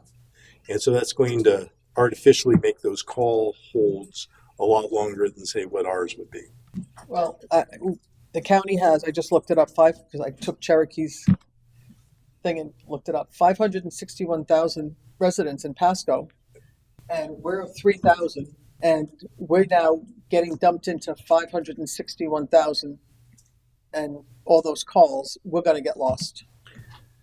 So, and I want this to be crystal clear for me, because when what you're saying is true. We'd be serviced, that Pasco Communication Center would be servicing all of Pasco and even more, because they're servicing Zephyr Hills, Dade City, Newport Richey as well. So that number's even higher. I just did Pasco That's County. right, so it's higher. I did no, that's so 561 is Pasco Oh, County Pasco population. I didn't do That includes the cities? everything. Yes. Yep. Okay. It's probably higher than that. Huh? It's probably higher than that. Well, that's what my little Google said. So Okay. sorry. So that's right. We would be in that mix, right? But the way they handle things is they have a separate, just because Pasco's holding and has 30 calls in their queue waiting. If we've got 3 officers sitting there at the Wawa having a cup of coffee and a call comes in, we're not going to wait 20 minutes. It's going to be dispatched immediately. So it really has no bearing on what's going on in the county, because it's a separate entity. And what I want clarity on is going back to this 20 minutes thing, because when I did my ride-alongs twice, there were times that we could see, because they have it in their car, how many calls we're holding at the county level. All right. Now, it's my assumption, correct me if I'm wrong, that those calls that are in there holding, let's say 30 calls are holding at the county, those have been dispatched. They're in a queue waiting on an officer to pick them up. Is that a correct statement or not? They're in a queue waiting to be dispatched. So the calls dispatch come is in. when an officer actually gets it. Correct. So they enter in the system and they put it out there, and they have one deputy available. They've got 30 calls that have come in, and so that one deputy. So then they take whatever they've got in the system of those 30 calls, and I guess dispatch would prioritize whatever call based on what the county wants. Say it's a bad accident, so they take that bad accident where it's at in that 30, and they send it to that officer, and those other 29 sit out there until another deputy is available, and then once they marry up a deputy, then so if that's the case, if that's what the timing is, that 20 minutes makes perfect sense, because the dispatch process is when an officer picks up the call. Right. Right. Okay. And just to add to it, I'm not saying anything negative about the sheriff's office, It's a because reality. they do have an exorbitant number of calls. They're short on deputies, and they do have to prioritize. And I was just giving you the numbers as to what it is, and it's already been explained that if they don't have anybody available, they don't have anybody available, and then they're going to prioritize the first available deputy. And I get that. I'm just trying to give you what the actual numbers are. So they do the best that they can do with the number of people they have, and they do a great job. Right. So And the conversation is not about other departments and their response times or whatever. What it's about is that information, while interesting, doesn't apply to our specific situation. So if we have that same scenario, we have 30 calls holding at Pasco, and we've got 3 of our officers in service having coffee at Wawa, and a call comes in just because Pasco's got 30 out here waiting, and Zephyr Hills has 10, and Dade City has 2, and all that. Port Richey has none. That call goes directly to us, and that response time would be no different than if we dispatched ourselves, and probably quicker, because when it came in on a 911 call on a cell phone, they immediately see we have officers available, boom, and it connects with an officer. So the information that about all these delays or whatever, that doesn't apply to our scenario. It doesn't because they've got those calls, does that, we're not going to fall in line behind those. we're a separate entity, and it goes right to us. You got a comment? I think what I'm hearing is you were saying we'll get a better level of service, which means a better response time. I think what I understood Chief was saying is this is what the county has in stock. We know that that's going to happen. We're not going to get a better service. We're going to get the same service of our 4 and 3 and 2 minutes response times. We're going to get the same service. It's not going to be a better service going to Pasco. These employees, when you have employees here, they're dedicated to us, to here. I mean, you heard Diane. I mean, she's very dedicated, and I'm sure the rest of the dispatchers are equally as dedicated to their job as well. When you at the county with a bigger entity, there's less dedication to this specific little Port Richey. I'm not saying they're not dedicated employees. They certainly are, but they're not looking out for Port Richey specific, where our individuals, our dispatchers would.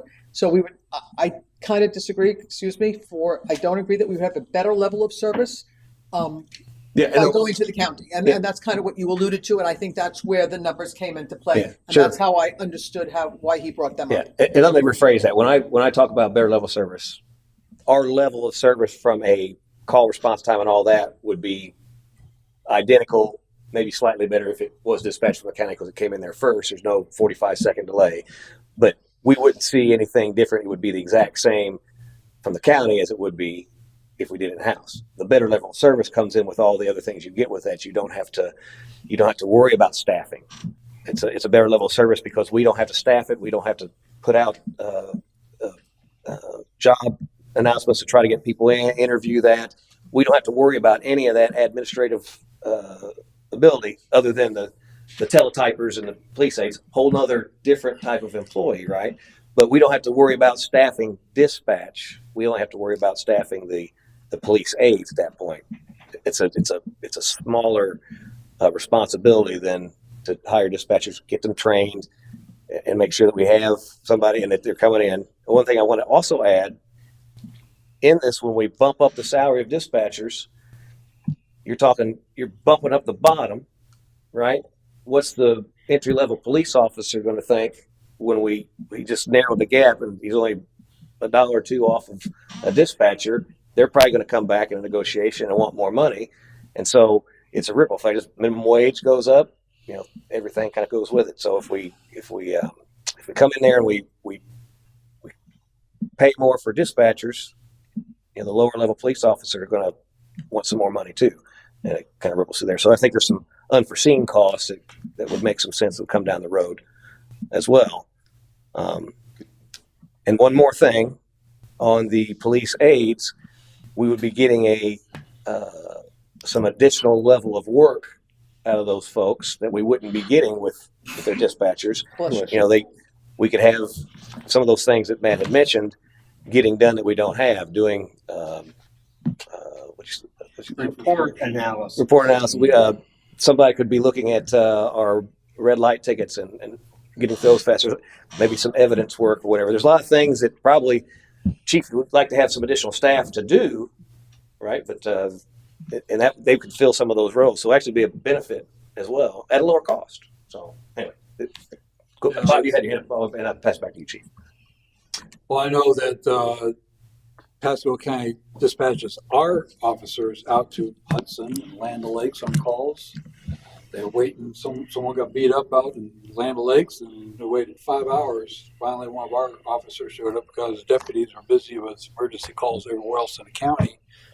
So that's part of the problem, I think, with dispatch. Like you said, they're short-staffed, and they get all over the county. It's a huge area this county is, and you get calls out by I-75. You got a deputy works West Pasco, runs all the way out there. There's no one here, so that's part of the problem. Our offices are here in 2.3 square miles, right?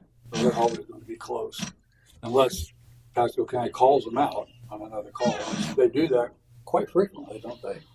It's not. It's like we ran the numbers last year, and it was 111 times they requested us versus the 61 times we requested them. But just again, the clarification is aides.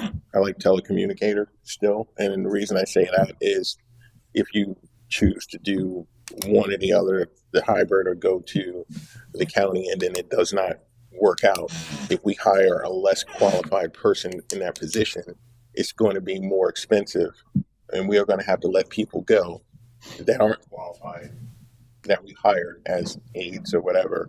It's better to maintain your certifications. It's better to maintain people capable of doing the full job, not just ancillary duties, so that if you go to and it doesn't work out, then it's simpler and easier and cost effective to switch back. Yeah, I agree with that. So that's why I don't agree with trying to hire people that don't have the qualifications that a telecommunicator has, because you never know what the future holds, and therefore you're already prepared. Mm-hmm.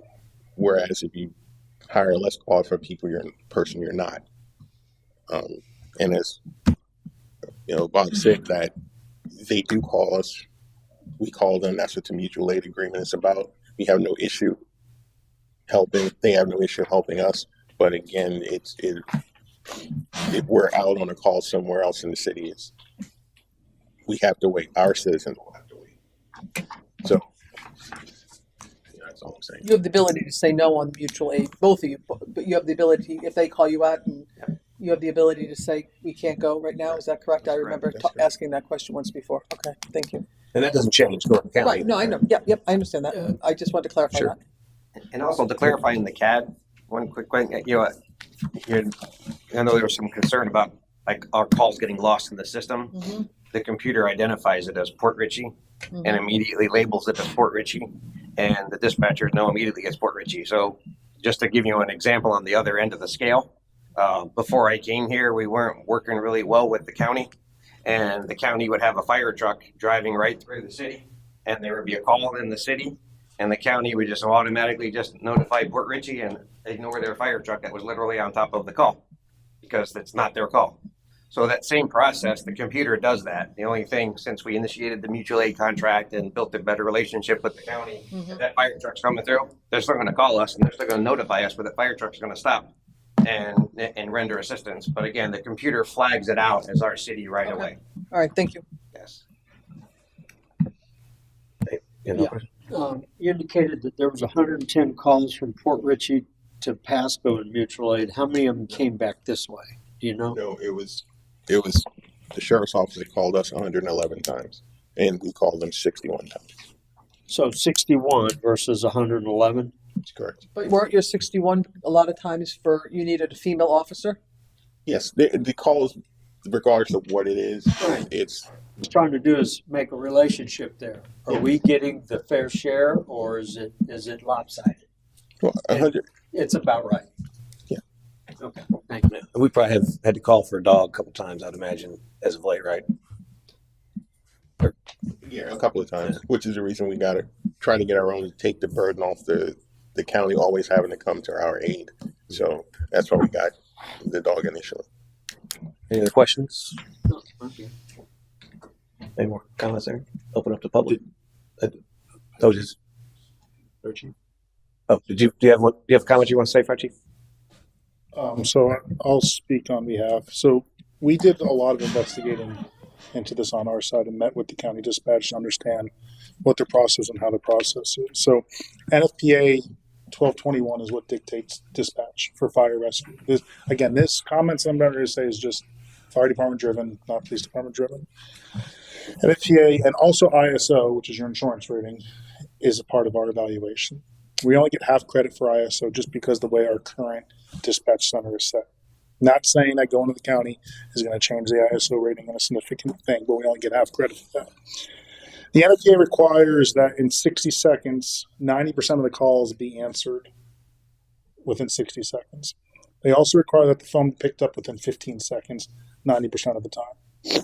Pasco County obviously has a QA for process. The way it's dispatched right now for the fire department is most of the time, because of the calls coming in via cell phone, the call's taken by Pasco County. It's put inside the CAD, the EMD started, the pro QA questions are started. So questions they're asking to see what amount of resources do we need to send to this call? While that's going on, they're dispatching. So on our end, there is sometimes a little bit of a delay because now what they have to do is create us a call, because the way the county CAD's set up, and when we got onto it years ago, it wasn't set up to have two fire department agencies on it with different identities. Let me say it that way. So it wasn't designed. So in the county CAD, we're listed as what they call a rescue unit. So in the county CAD, it doesn't look at us like a fire truck. It looks at us on an ambulance scale. So what they have to go do is Pasco County has to go in and create a call for what they call a PRI is the call. And then they have to send it over to our dispatch screen. They have to create a rescue event and a fire event to send it over to our screen.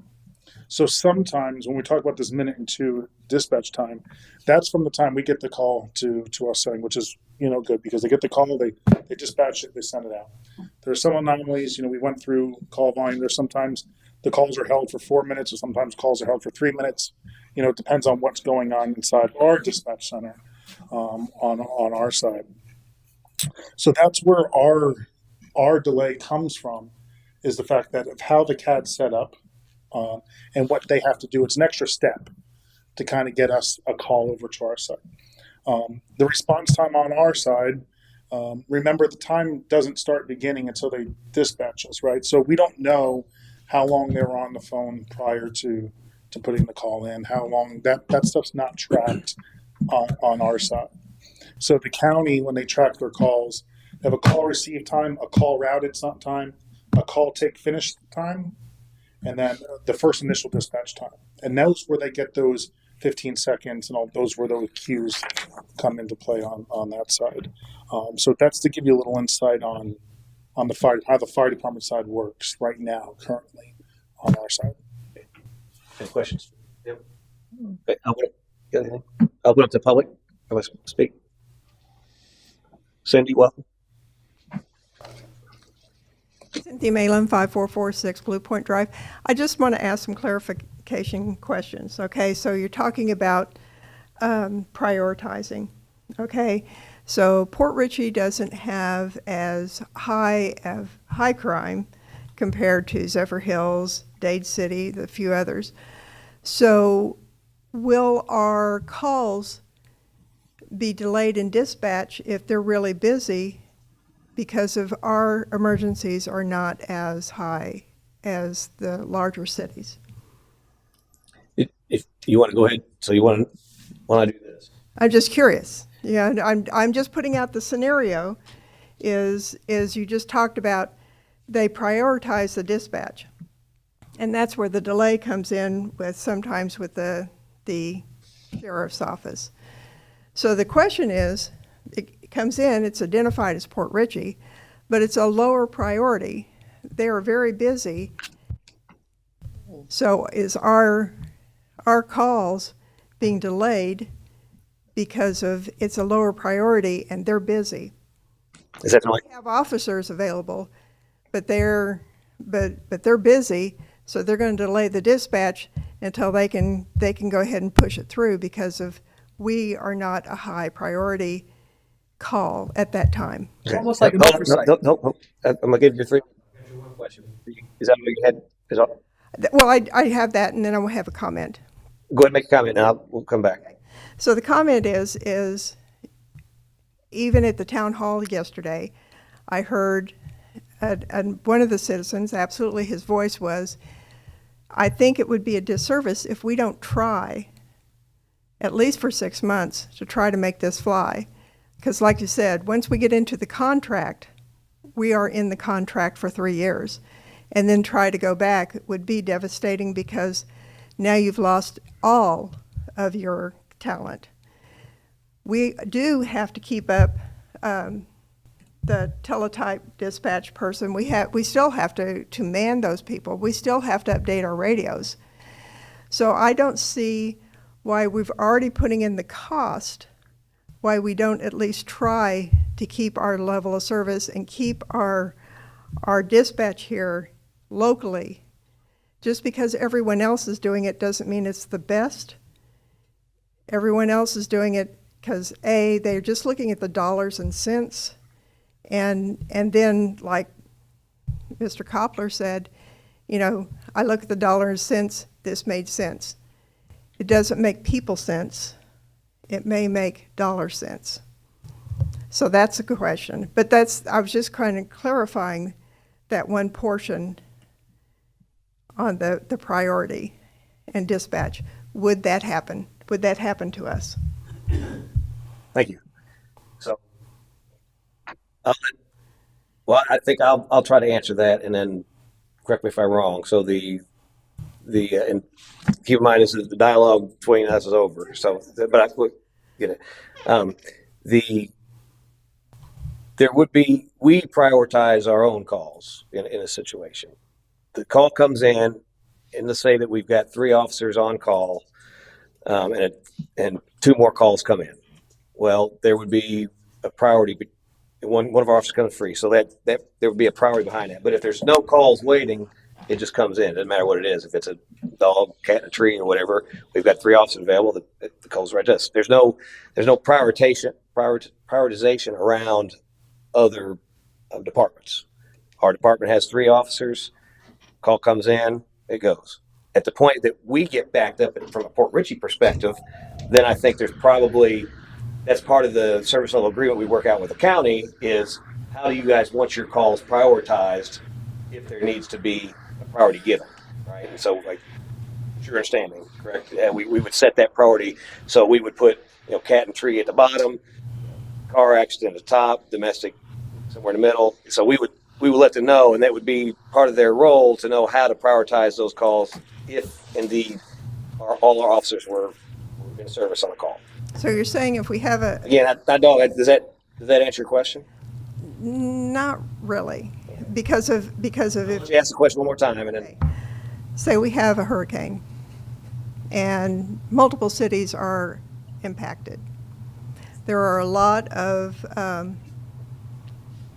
maybe we know a little bit more how to take care of ourselves here, being a small community on the water, and someone who the hurricane has spawned a tornado is not as adept at that. I come from Tornado Alley, I know. And so their call is going to be a high priority, even though we're getting calls from Port Richey too, but they may not be as high a priority as the tornado. So you're not even going to get the dispatch. The officers aren't going to know about it until they push that button because of the priority there at the county. Yeah, understand. Again, I'll reiterate what I said, and thank you for your comments. The priority does not depend upon any other entity within the county. If Port Richey has officers, it doesn't matter if a tornado is going all around the perimeter of Port Richey and tearing up Pasco and tearing up New Port Richey, and our officers, again, sitting at Wawa, when the barking dog call comes in, it doesn't matter about all that chaos. That goes right to our police officer, and they respond. So, did you have a question? What I understand Cindy's saying is what was described before was all these calls come in, and there's a queue of 30 calls, and Where? Just at the dispatch center. Port Richey? No. The county. No. The county. Okay. The dispatch has 30 calls, and then they prioritize, okay, this, and they can send this one there. I'm going to use this term, I don't mean it derogatory. Human error is somebody might miss the Port Richey there, how it was described. It's highlighted Port Richey. So when somebody's got 30 lines, and I don't know how it's configured, 30 calls in a queue, in a line, to be dispatched to go all over, the Port Richey one might be overlooked in the grand scheme of things, not because, it's only Port Richey, but because they're busy. Right. That's how I understood it. I'm sorry if I'm... They're busy, and also that it's a... Public comment is 3 minutes, and I've given you almost double that. Thank you. Again, this is how a public meeting gets run, and I apologize. That's not how it's been run for a year and a half. So maybe you need to explain hold on. I've had the conversation with the attorney. It's been somewhat loosey goosey. I don't want to stifle conversation. We can have a conversation, but at some point we got to rein this back in, or we're never going to get out of here. Agreed. So I've heard the question, and we can continue to talk about that, but I don't want more questions coming in. The 3 minutes has expired. I appreciate your time.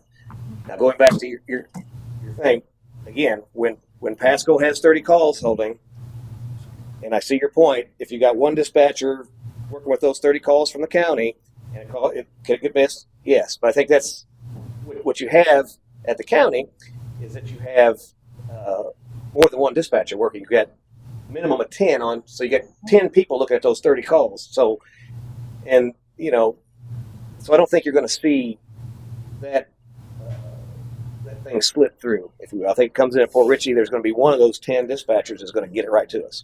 But I guess in an all-out catastrophe, and there's a gazillion calls out there, if something like that's happened, we're probably impacted anyway. But I guess the potential for that is there. Probably the same potential that you would have for the power to go out here, and we need a redundant sign. So that risk is okay, but this particular risk is not. So I guess I don't get the correlation. Jeff. Joe Malin, 5446 Blue Point Drive.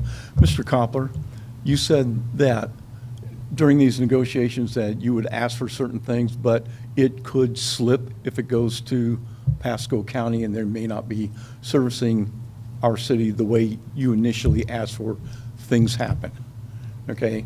It was brought up, oh, well, what if they don't realize it's Port Richey instead of New Port Richey? And so, how long does that take, to get that corrected? We don't know. It may never get corrected. Now, I have sat here and listened to the young lady that does our dispatch.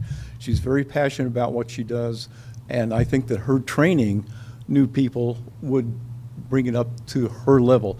She is not, and I say this again so no one's unclear on this, she is not a paycheck and pension person. She's very passionate about her job. She does her job above and beyond probably what most dispatchers do. So comment is, if we stay within Port Richey, there's not going to be any, oh, was that Port Richey or New Port Richey? Oops. And then calls delayed, dispatch is delayed, and and something bad happens because of it. If they come in on our landlines, maybe we should be putting on the Port Richey website, and I don't know if it's there, Chief, you can probably answer this, I not looked. Put those landlines on and just say, if you have an emergency within the city of Port Richey, do not call 911, because that's where you're going to end up with a problem with possibly a long dispatch. So instead of our police department or fire department getting there within, the 2, 3, 5 minutes, which is, to me, is acceptable, maybe 20 minutes to an hour. And so I just want you to keep that in mind. Not everything, it comes down to dollars and cents. I've worked medical for many years, and I helped develop a lot of medical systems that in the very beginning, oh, well, that's okay if it doesn't come out with the exact right diagnosis, only a 1% chance of something going wrong. Well, that 1% chance, I guess, is great for everybody, unless you're that 1%. And then it goes south on you.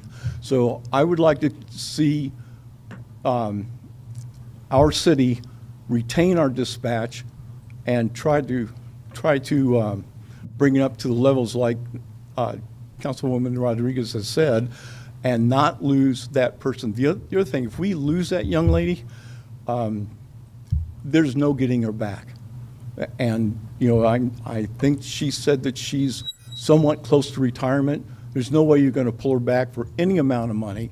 It's basically a slap in the face that we discarded her in order to pick up a cheaper dispatch from Pasco County.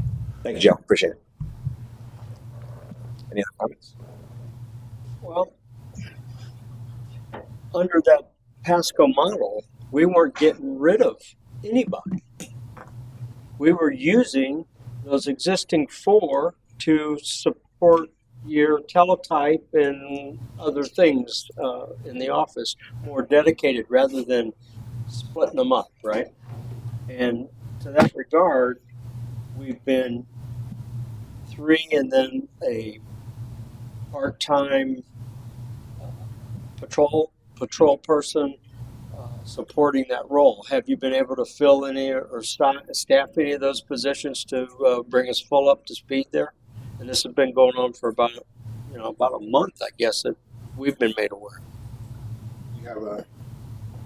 We have a young lady who's going to be starting full time. She has some experience from Pasco County.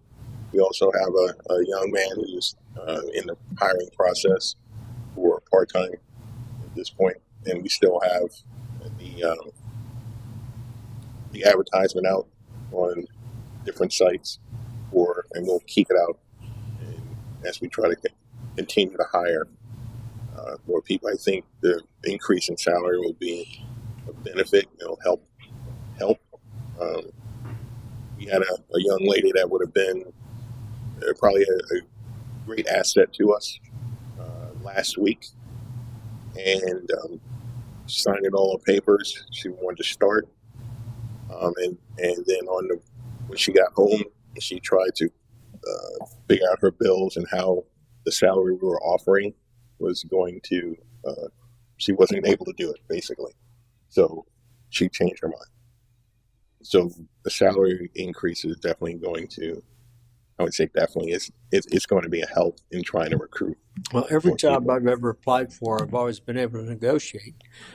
Is she able to negotiate, or was she, or did she ask for more? The policy is that if you have experience, for every 4 years of experience, you can get another step. She had no experience, so therefore I could not do that.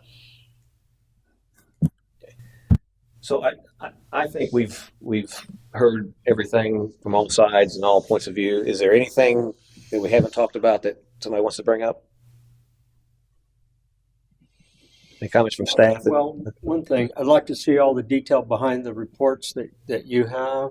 If you can send that to Matt and give it to me, I'd like to see our own internal and the kinds of reports that you're looking at from the county and compare them with ours. Send an electronic copy to me. Yeah. Anything else? All of us would be great. Yeah. Sure. So what I've heard tonight is I think it's split on the staff side. I think fire obviously wants to go to county, police does not. Sounds like you want to keep it in house. Yes, sir. I want to go to the county. I'm not sure where Bob and Dave are on it. So, and I know you need direction in which way to pursue. So let's do this. Let's go to each one of us and pick which option. So option one is to. Let me ask a quick question. Sure. Are we making it? We're not making a decision. No, this is to direction. That's true. All right. So then whatever the direction is, hopefully we can have a consensus on direction. And then he'll go forward with that to put that on an agenda to action. So option one would be dispatch provided by the city. Option two would be the hybrid with fire department going to the county. And option three would be the full dispatch contracted out to the county. I'll start. Again, it's not about just the numbers. The numbers are a big part of it.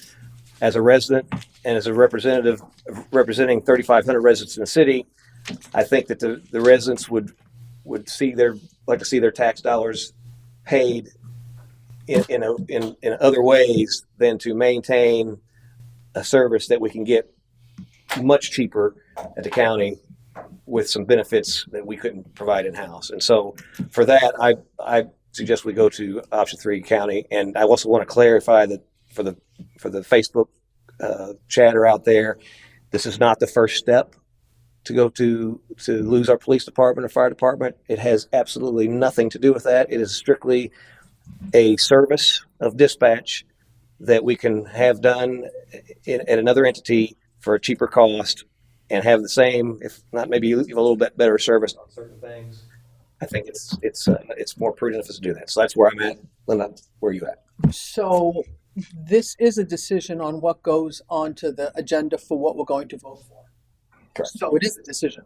Because you said, is this a decision? And the answer was no. We're not voting No, we're not voting, but we're voting to put eventually. something onto the agenda. So Right, it is so a decision. It's So it's a consensus of what So, to put on the yes. agenda. It could still change. We could talk about it more then and vote differently, but it's we need a direction. I do want it to stay in the city because we can, when you go to the county, it's a 3-year commitment. We can absolutely, after a year, whatever time frame we pick, that's our decision. We might have a better model than the county because we are a small entity and we do have control of our people and we do have control of our police and fire. We need the education for the fire. I hear you loud and clear that y'all aren't satisfied with some of the stuff. We need to take care of that. But I absolutely think we need to give our city and our employees a chance. This has not been addressed in the past. It has not been tried to be fixed in the past. The first thing you do is not blow it up. You try to fix it. And if it doesn't get fixed, then you blow it up. If I could ask one question on that, just because you mentioned the 3-year, because that is a good point. Would that, if we were only a year commitment, would that make a difference in your decision? I don't know. I'd have to. I didn't think about that, Eric, because it was said that. So. And we can when we action it. I want to find that information out. So if you could. But I still think, and I don't mean to interrupt you. I apologize. You're But again, once you get rid of something, to get it back is much more difficult. To keep it and enhance it and fix it and make it better is a process that everybody wants to. Well, most people want to do their jobs better. They want improvement. They want the education. They want to get better. We have not provided that, from what I'm understanding. So we provide that. Maybe we'll get better quality. Plus, we'll increase the wages. I think we need to work in-house, try to fix what we have, and then you don't just you don't throw the baby out with the bathwater because they're dirty. You try to fix it. We got to fix it. So. Thank you. So going on to you guys, if at a minimum, whatever direction is, if we come back with that information on what the contract, if it could be done in 1 year, because that may make a difference in the final decision. Dave, I'll go to you. I got a laundry list of questions that Matt's working. I'm not prepared to make any decision until I get results. I need information. Don't have it. Some of the things that were brought up tonight, we need to follow up at Dade City and Zephyr Hills and see how that's going. What did they experience? I'd like to know what's going on there, because these are live projects that are working today. Is there any problems like Cindy and Joe mentioned? Or did they encounter that? How did they deal with that? I'd like to know what's happening there. As far as we're still paralyzed, if we can't hire people today, we're not going to solve the problem tomorrow. So is there a solution to raising our minimum standard there so that we can at least be on par with what the county expectations are, so that we can be in the driver's seat rather than wasting all this time trying to hire somebody and the wage level isn't appropriate? So he's paralyzed. He can't even move forward with a solution today. We've been dealing with this I know I became aware of it probably in the last 6 weeks when we've met this third time on this. But we're not moving the goal line at all. We're trying to exist in our own space again without changing anything to allow for us to succeed. So what I'd like to do is have a follow-up, and it can occur at a council meeting, but I'd like to get some more information, specifically what I requested, Matt, and he can share it with you guys too. So you don't have enough information to make a decision one way or another? No, ain't happening. Is there anything you can eliminate? Or no, you couldn't even. So all three options on the table. Right now, he can't even hire the right people based on the wage scale. We got a non-starter right now. Even if we take the 6 months, which I think that's a viable solution, he can't deal with it. So we need to move off of that, and maybe that's the first decision we make, because we're going to have to make it. If we're going to staff this internally, we're going to have to bring those levels up anyway, right? Before we even move. So I think you're trying to ask for the impossible right now. Let's get a competitive wage so that we can address that. His staffing. This thing isn't going to happen for 3 to 6 months if we chose to move in that direction anyway. It takes time to transition from where we're at today to where we want to go tomorrow. So we need to figure out if we can do this. Okay. That's my 2 cents. Okay, Bob, what's your thoughts? Well, first thing I want to go out and visit this dispatch center in Pasco County, but I am leaning towards county service for a couple of reasons. The value and taking a load off of these people trying to maintain staff in a dispatch office is painful. And there's a lot better use for their time. Their time is worth a lot too, as far as doing other things than trying to staff a dispatch office. It's a lot of work and it's a lot of responsibility. And things go haywire, then it's egg on their face. But I just think it would be best value right now for Pasco County to do it. If I want to visit the dispatch center. Okay, so it sounds like the best direction we can get now is we have, myself and Bob leaning towards county dispatch. Linda is leaning towards doing a house. Dave is totally open to that. So, I guess for direction wise is obviously, if you want due diligence, did you get the chance to visit their dispatch? No. Okay. Definitely do that. Mhm. I'd encourage you to do that as well, just so you get a view of it before we do action it. Well, I won't be doing anything till July. Oh, that's right, you're on vacation. Well, if you get a chance before we do that, it was a good thing to see if we don't do that, right? But if she's going to be out, maybe this is a good time. How do we address the wage scenario? Because we're still paralyzed without that, right? Matt, you got any suggestions there? Well, from the wage, it's not us determining ultimately what that wage is. It's a negotiation because they are Contracted bargaining. No, I'm talking about chief being able to staff that position in the interim, because we got to still deal with it today ourselves. But again, it's not a unilateral, this is what we're going to pay them. Mm-hmm. We have to sit down with the union and say, this is what we want to do. And this is what I was alluding to. As soon as you open those negotiations for the dispatchers, I would imagine that would open up all wage for all employees, or no? You could specifically say that? Not necessarily. Okay. Yeah, I've sat here and I've heard the dispatch people complain that they're not getting competitive wages. And as a result, exactly what happened. Well, in all fairness, nobody see you get competitive wages. And that's something I didn't bring up. One thing that our help will, if they go to Pasco County, will hire them. And it looks like they'll get more money also if they do that. So they'll have better organization, probably better equipment, and they'll have a better wage. So that's might be better for them too.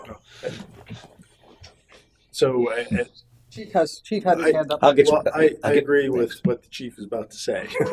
Is that the county isn't making a unilateral offer to hire any of our dispatchers.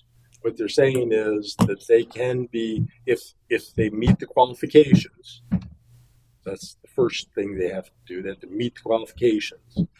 The second thing is they'll be thrown into the bucket with everyone else that's applying. And so they would have to go through the hiring process. Well, they said that they were going to hire people because they're always looking for help. No, they said they would allow those that meet the qualifications, and it's not just living and breathing. You can't have been fired by them. There's other things that kind of go into place that could prevent people from being hired from. So it's not 100%. But again, from our perspective, we're going to be employing, those, we like to keep them because they already know all the things that outside of the dispatch piece that we're going to be doing. So we would want to try to keep those and if you remember way back when we started this, which not that long ago, but it seems like a long time ago, I had said that there may be individuals right now that are dispatchers for us that want to be dispatchers. And if we go away from dispatching, they may go find their career someplace else. And so even though we want to keep them, we just won't because they have, the desire to be a dispatcher. So I think that we can't say that we're going to be able to maintain them because they may go someplace else. But it's not a given that they would be accepted by the county. They would have to go through the hiring process. Chief. The other point I wanted to address is regarding the law enforcement officers and wanting more money if we open up negotiations, if you will, to increase telecommunicators' salary. I don't believe that's going to happen, and the reason is when I first got here, their starting wage was $12.98. I did a few things to get them compensated more to maintain it, and officers were in favor of that. They realized the importance of having telecommunicators, quality telecommunicators that know them, that know the city on staff. So you won't get any pushback from the officers because they know the value of the people that we have. So I don't think that will be an issue. Maybe not. I only bring it up because it's a talking point. And, I know when we went through the salary study, those ranges were based on a percentile, and so it was equally distributed across those positions. So if you, for instance, if you raise a dispatch pay, so it's no longer in the 25th percentile, but it's in the 50th percentile, and everybody else is in the 25th percentile, that would be great if nobody complained about that. But I'd be careful to say that won't happen, even if they do know the value, because if I was in a situation, I would ask. So, but maybe not. Just something to think about, that it could be something we would have to revisit as a potential another increase in cost. Did you have something, Chief? I was just going to have a summary from the fire department, if that's okay. Absolutely. So, first off, I'm ecstatic that this conversation's even taking place. It was one of the biggest pills I had to swallow when I came here, so just the fact that we're even contemplating making changes is ecstatic to me. Doesn't matter to me what option we go with, because at the end of the day, I have issues, and all three options solve my issues. So I don't have a preference on one over the other. I'm not, as the fire chief, I'm not going to sit here and say we need to make a 1.5 approximate millage increase on the taxpayers to go with this option, or make a 0.25% to go with this option, and that's your decision to make across way higher than me. At the end of the day, Boss Man asked me to put together ideas and things and focus on the issues that I have and what would solve those issues. And the presentation that you have and was proposed solves the issues for the fire department across the board. The only problem is some solve it faster than others. And I don't know if any one of us have the answers to every question that we may bring up and contemplate in here. It's time will tell some of that. And the truth be, things are contractual. We can probably negotiate some of those things, and at the end of the day, we can wait and go. We could go and come back, but just the fact that we're making progress, and you guys took this serious and listened to what we had brought, makes me happy. So thank you so much. And again, I just don't want anybody to think that I have one particular preference across the board. I don't. All three of these solve the issues that we have. It's just a question of how much of an impact do we want to put on everybody else. But I just wanted to clarify that I don't have a preference one way or the other. So all three options take care, even if all three options just resolve here, because you guys have had some. Yeah, but some of them are going to be immediate. You know what I mean? A lot faster than others.